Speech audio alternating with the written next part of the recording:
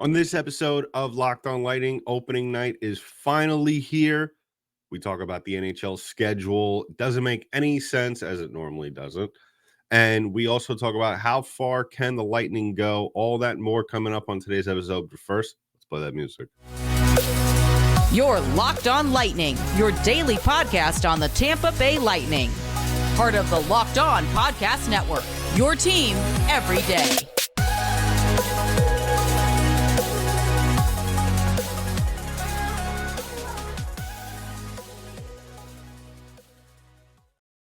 Welcome to another episode of Locked On, part of the Locked On Podcast. I'm your host, Adam Denker.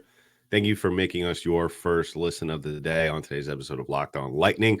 Opening night is here. We talk about the NHL schedule as well as predicting how far Tampa Bay Lightning can go this season. But first, I want to ask you all for a little bit of help. Please subscribe to the channel. Hit us up on our social media pages at @LO_Lightning on Twitter, as well as LockedOn_Lightning on Instagram. So, Lightning are opening up the season tonight against the Nashville Predators, 5:30 start. We're not going to get into the start time with that. That goes entail with our discussion later on about the schedule and just how it's a little strange. But the Lightning opening up the season, plus 550 favorites to win the division. Toronto is the favorite, plus 185. And seems to me is kind of like that's the yearly, really the yearly tail of the tape for the Tampa Bay Lightning. Plus 1,700 to win the Stanley Cup via our friends on FanDuel Sportsbook. And it's one of those things where I feel like on a yearly basis, no matter what the Lightning have accomplished or haven't accomplished, we're always here talking about how they, according to those outside of the Tampa Bay Lightning, whether it be other NHL fans or just pundits in general, there's always going to be a group of people, regardless of what this team accomplishes or what they've accomplished in the past.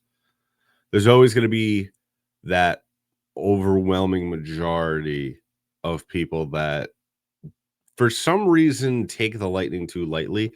Now, having said that, I will say that last year was really, for the most part, a mess of a season for the Tampa Bay Lightning. And after first round exit to Toronto, coming into this season where they're going to be without their star goaltender for the first 2 weeks of the season, it's one of those things where I think it's warranted. Having said that, when you look at least those odds that I spoke about, with where Toronto is heavily favorite to win the division, is as uncertain as I've been about this team all summer, where they I still think they have a lot of question marks that on this team, namely the fourth line. Is Jonas Johansson going to be able to carry the team going forward for the next 2 months? That remains to be seen. We're just gonna have to wait on that, unfortunately. But I think that given recent history and history as recent as last year's playoffs, I still think we could sit here and say that Toronto and Tampa Bay are not that far apart. I think that when you look at that playoff series, and this may be a little bit more Toronto, as was it maybe, or some might even say maybe it was even more Tampa Bay. Obviously, Tampa Bay gets off to a little bit of a slow start in that series, kind of never is able to be able to obviously get back on the controlling side of things. and they lose in 6. And it's one of those things where Tampa Bay, it looked like if they would have won 6, they definitely would have won the series. But I think that playoff series against Toronto was probably the best way you could have summed up the entire season for Tampa Bay. And I think that that's going to be the thing when we look at this season, especially the first 2 months of the season.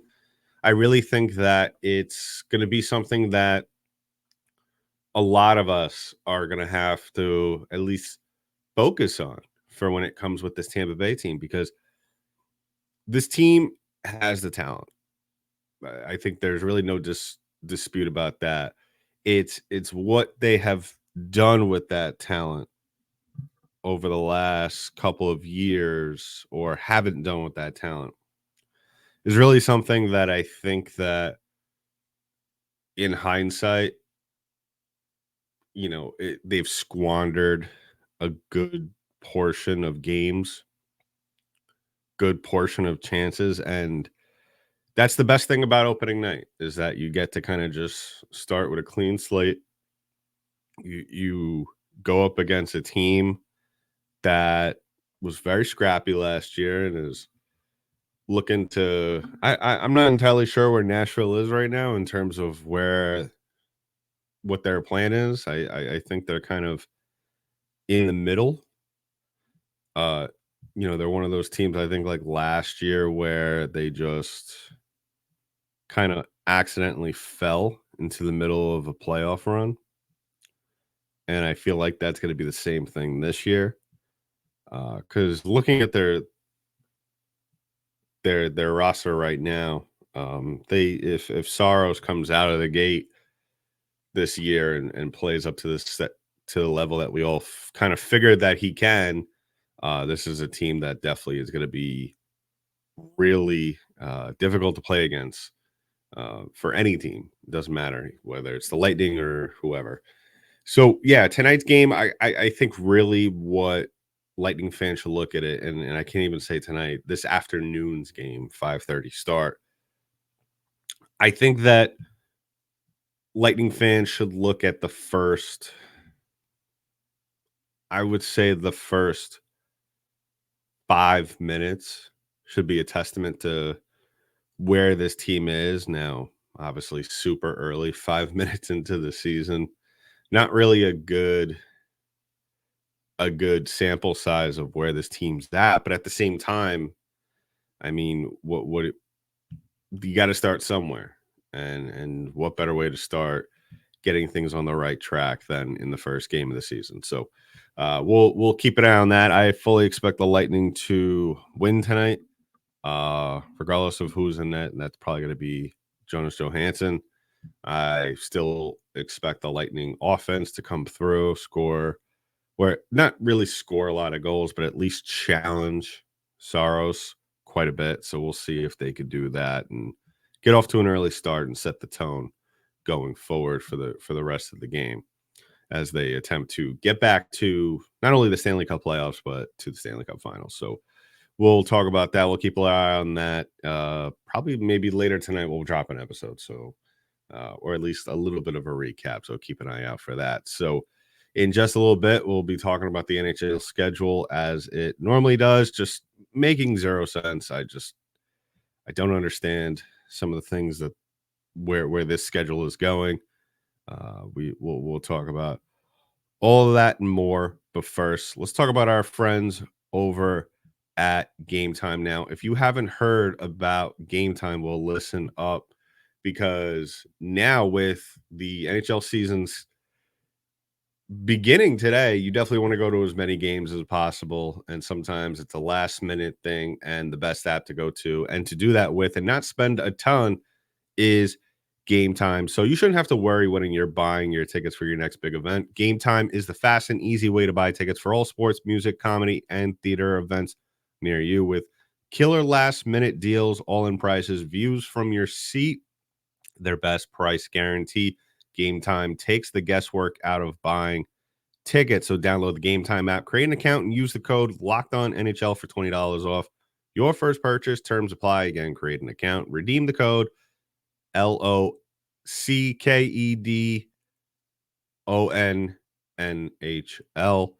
for $20 off. Download Game Time today. Last minute tickets, lowest price guaranteed. So once again, I want to thank everybody for making us your first listen of the day. If you haven't already done so, please go ahead and like and subscribe to the podcast. Give us a follow wherever podcasts are distributed in audio form. We're also available on YouTube. Go ahead and subscribe to the channel. Want to definitely get up to 1,000 subscriptions, hopefully by Christmas. Hopefully, wishful thinking. And the only way we can do that is with all of you. So the NHL schedule, is just one of those things where I am just, I don't understand it. I try to understand it, and I get it where the league is trying to give these guys days off, and they're trying to extend the season out, and whatever excuse you want to use. But at the end of the day, it doesn't do much for me. And it's really on a yearly basis. I think ever since the pandemic, it hasn't really made much sense. I think the only year where I was actually kind of happy with how the schedule looked was actually 21, where they had that 56 game season, game every other day, and that was good. It was constant. I believe at least the early part of that season. I think the game, I don't know, I'm not sure if that was when the games were during the day. I don't think so. I think that was only for the 20 playoffs, and that's fine. I prefer that the games be at night, which is why tonight's game kind of annoys me. You want to get people excited about hockey, and you start the season off with a 5:30 game. I get it. You want to have 3 games on at once, or in the span of the night. But at the same time, 5:30 on a Tuesday afternoon, that building, there's going to be people coming from work. You're going to get traffic. There's not going to be a lot of people in the building to start that game. And it doesn't make any sense. I just think that the NHL, once again, just needing to be the voice of reason, needing to make the right, easy choices, the sensible choices. Because I'm not going to go through every NHL team's schedule. I'm sure it's kind of weird all around the league, especially if it is for the Lightning. Because if you look at their schedule, they're at home against the Nashville Predators, and then they don't play again till Saturday. That doesn't make any sense. And then you have a back-to-back on the weekend. Explain that to me. I'm sorry. Make it make sense. And you have the Lightning traveling from Detroit on Saturday night to Ottawa on Sunday. And then, that makes sense. That's fine travel-wise, but at the same time, we're in a day and age where teams don't need to play back-to-back games in different cities. I just think that, I think we're past that stage, at least with modern day travel, and just, there's enough games out there and there's enough days out there to where the NHL could have easily scheduled this game for Thursday night. And then the Lightning could have gone up to Ottawa Saturday or Friday night or whatever. And because you look at this, they're in Buffalo Tuesday, and then they're home for the 19, 21, and 24th. Again, they have 2 days off. I mean, maybe I'm making too much of a big deal about this, but at the same time, have some sort of consistency, especially to open up the season. Get people excited. And this goes for every team.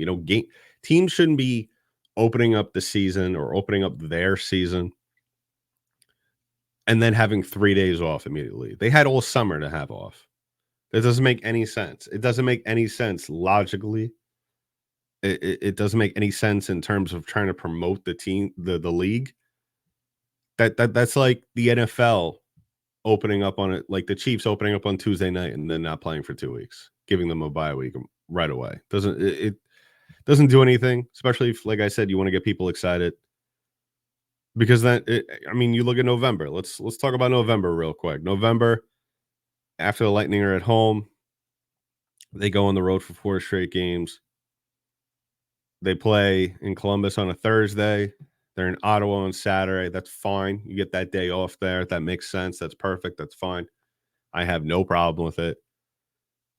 And then you're in Toronto and Montreal on back-to-back nights, Monday and Tuesday. And I get it. I get it. I mean, I'm not entirely sure how close Toronto and Montreal are together, but still, we're not at that point in the season where you need to be playing back-to-back games. Especially when, it like I said, this is the schedule doesn't make any sense in terms of the need for back-to-back games. I don't think that we need to have back-to-back games anymore. They could have done a way better job, and I don't want to hear that there's events at other stadiums and stuff and arenas or events in Amalie. No, I don't want to hear that, because those teams, for a majority of the NHL teams, own their arenas. They are the top dogs in their arenas. And you can't tell me that those concerts or whatever other events, unless they share their arena with another sports team, can't take a back seat to the NHL season. Early on in the season, Tampa shouldn't be playing a back-to-back in Colorado and Arizona on the road, and then have to come home and play Pittsburgh 2 days later. I'm not trying to be the conspiracy theorist here, because we've seen this over the last couple of years. I just feel like there's no need for this kind of weird schedule early on in the year. You could easily have scheduled it to where the Lightning are at least playing a game every other day or every 2 days or whatever the case may be. But I feel like the NHL, at least for the Lightning, make the schedule a little bit harder than it needs to. Unnecessary travel, unnecessary back-to-back games. Another perfect example is in December. The Lightning are in Western Canada. They play Seattle and then have 2 days off and go to Vancouver. And then they're playing a game almost every other day, playing Edmonton, Calgary. And then they got 2 days off. And then on the 19th, they're playing St. Louis at home. And then another game 2 days later, Vegas. And then bam, Washington. And then, hey, guess what? You got 3 days off and you get to play the Florida Panthers. And then another 2 days off against the New York Rangers. And then New Year's Eve at home against the Montreal Canadiens. What I'm saying is that, I think that in today's NHL, I kind of would have figured with the Players Union that there would have been, for all teams, there would have been some sort of rotation that you could have had for every schedule. And once again, you're trying to generate excitement around the league. You're trying to generate excitement for the individual fan bases. And you have teams just all over the place. And I'm just looking at that from the Lightning perspective. Like I said, there's no reason in today's modern day NHL where teams need to play back-to-back games in different cities or have 3-4 days off consecutively, just so you could just put in 3 games in 5 days. you can't have both. And if you want to do that towards the end of the season, that's fine. But I just feel like the last couple of years, the schedule hasn't made that whole lot of sense. It hasn't really obviously favored the Lightning. I'm going to do more research on it because I'm kind of curious to see what the strength of schedule is compared to other teams. I'm sure the Lightning will be at the top of that list, or at least in the top 10. And I'm very curious to see who the other teams are that have the higher number of strength of schedule. And in case you don't know how they measure that, they measure that usually by projected record, and then obviously travel and all that stuff. So I'm going to look up that number. If any of you want to kind of do some research from now until the next episode, write in the comments section below. Look, what do you think about the schedule? Is it sensible? Is it logical? Do you like it? Do you not like it? Personally, I don't think it makes much of sense why the Lightning need to play a 5. Now, the game will most likely start closer to 6, but at the same time, 5:30 on a Tuesday afternoon. It's who's that benefit other than the NHL trying to get 3 games on ESPN/ESPN Plus? Benefits nobody. Like I said, Lightning fans will still be rolling in midway through the first period because they got work. Not everybody gets out at 3 o'clock, 4 o'clock, plus traffic, afternoon traffic in Tampa Bay. So let me know in the comments below what you think about that. Just another frustrating season with the schedule, at least for me and for the Tampa Bay Lightning. That was kind of like, I want to say like 20% of the reason why they had a tough go of it last year. Obviously, the other 80% was due to their just poor play at certain times and fatigue and all that. So, but expecting them to have a better season, and we'll talk about that in just a bit. But first, I want to talk about our last sponsors, and that's our friends over at FanDuel Sportsbook. Now, with NHL season coming up, football season already in full swing, Major League Baseball playoffs in the middle of it, FanDuel Sportsbook is the best place to put on all your bets if you want to get in on the action. FanDuel is America's #1 sportsbook, and right now, new customers get $200 in bonus bets guaranteed when you place a $5 bet. That's $200 in bonus bets, win or lose. If you've been thinking about joining FanDuel, there's no better way to get in, no better time to get it in on the action with all the spreads, player props, over-unders, and more. So visit FanDuel/LockedOn and kick off the season with FanDuel. So wrapping things up on the show, I want to thank everybody, as always, for making us your first listen of the day. If you haven't already done so, please go ahead and subscribe to the podcast. Give us a follow wherever podcasts are distributed in audio form. We're also available on YouTube. Real quick, I want to answer a question that one of our listeners posted on YouTube the other day. This is from Jeroma. I hope I'm pronouncing that right. Hagel or Meyer, points league for fantasy, assist and goals only. What's my projection for these two players this year? I assume they're talking about Timo Meyer. I think that Hagel will get you more goals. I think Meyer will get more points. I think Meyer, at the end of the day, has a faster team around him, younger team around him. Devils also play a little bit different. I just think that they're more loose than Tampa. Now, that's just going off of how things were last year. I think Hagel has a potential, though, to hit 40. I think that he's proven last year that he has a game that I think is similar to Braden Point, maybe a little bit bigger in size, able to throw his weight a little bit more around. But I think at the end of the day, I don't think you're gonna.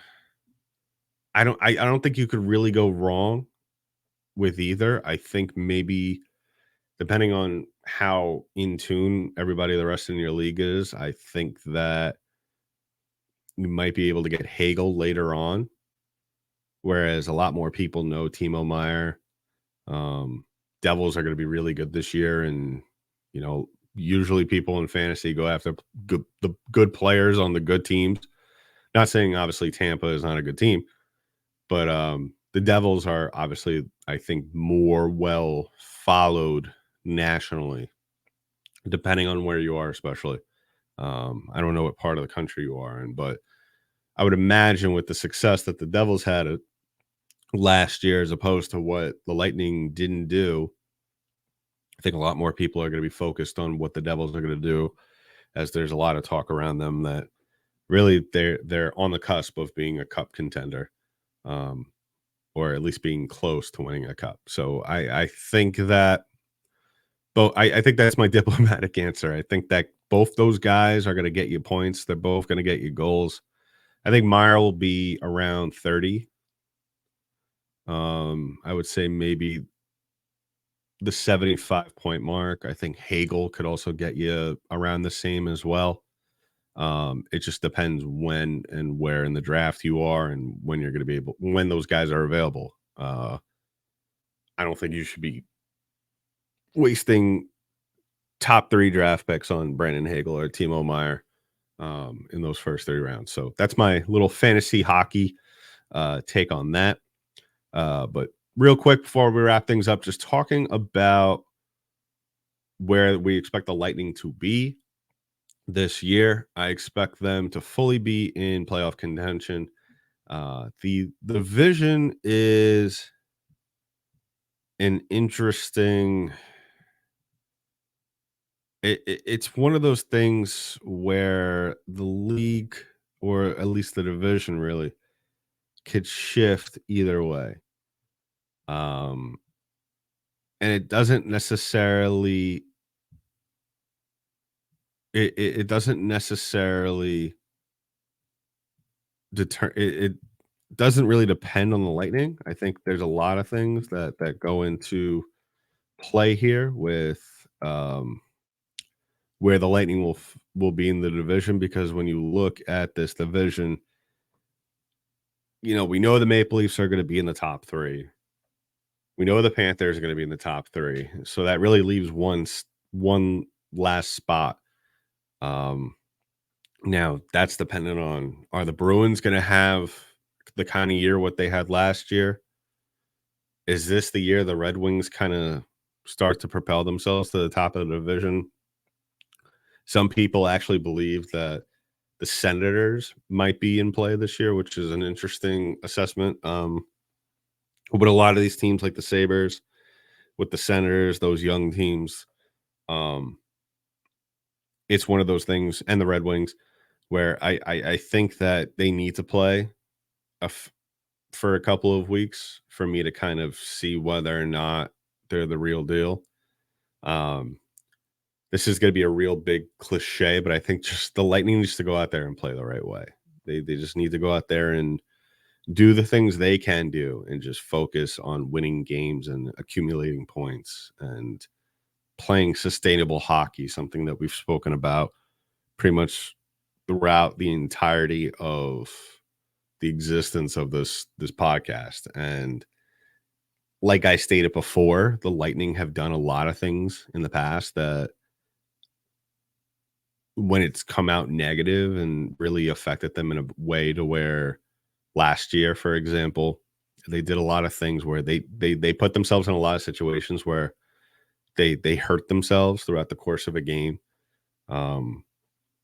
where we wouldn't see this team really start playing or producing until late in the second period. And then by then it's kind of too late already, because other team has a head full of steam and the Lightning are just now figuring it out with 5 minutes left in the second period. And then you have 15 minutes to just kind of just sit there, and now you got to go out in the third and start all that momentum over again. And I think that the Lightning, that goes back to them having to play the right way. And if they do that, they'll be fine. I've spoken about it before, where NHL games aren't won in the third period. They're won over the course of 60 minutes. And the Lightning, it was very few times, if any, last year where Tampa Bay Lightning played a full 60-minute game. And I mean, in terms of doing the right thing for the duration of 60 minutes, win or lose, because there are games where we've seen where the Lightning will play well and deserve to win, and they just don't. So I think the Lightning are at least a wild card team this year, but preferably I would like them to get that last spot in the division, just so we don't have to worry about that, because the Metropolitan is just one of the stacked divisions in the league, and just I don't want it to come down to the Lightning going up against any of those teams from that division, because I think we could all agree that probably the two wildcard teams will be coming out of the Metropolitan Division in the East, at least.